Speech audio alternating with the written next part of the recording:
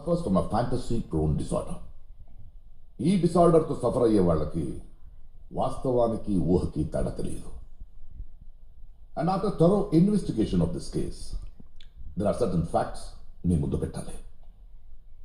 నా క్లయింట్ లక్ష్మికి అసలు కూతురే లేదు. ఒక కూతురు ఉందని ఊహించుకుంది, ఆ కూతురుతోనే బ్రతుకుతుంది. లక్ష్మికి జరిగిన అన్యాయం వాస్తవం. అది తను ఊహించుకుని తన కూతురికి జరగలేదు, తనకి జరిగింది.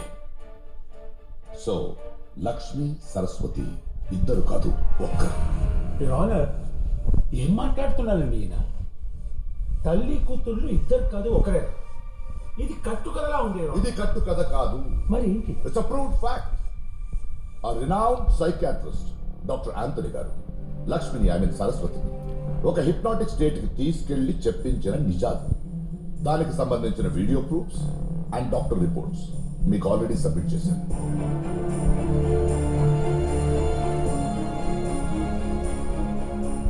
అంటే తనని రేప్ చేసింది?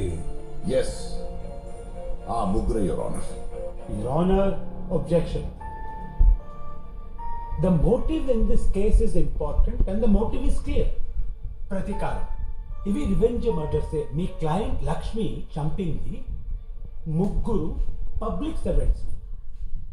కాబట్టి ముద్దాయి లక్ష్మిని కఠినంగా శిక్షించి న్యాయాన్ని, కోర్టు వారి సమయాన్ని కూడా కాపాడవలసిందిగా కోరుతున్నాను. That's all. Your public prosecutor కి నిజం తెలుసుకోవాల్సిన సహనం గానీ ఓపిక గానీ లేవనుకుంటా.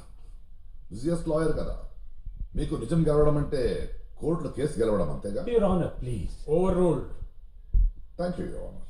యువర్ ఆనర్, ఎవరికి తెలియని కొన్ని నిజాలు తెలియాలంటే we have to go back to the traumatic past of Saraswati.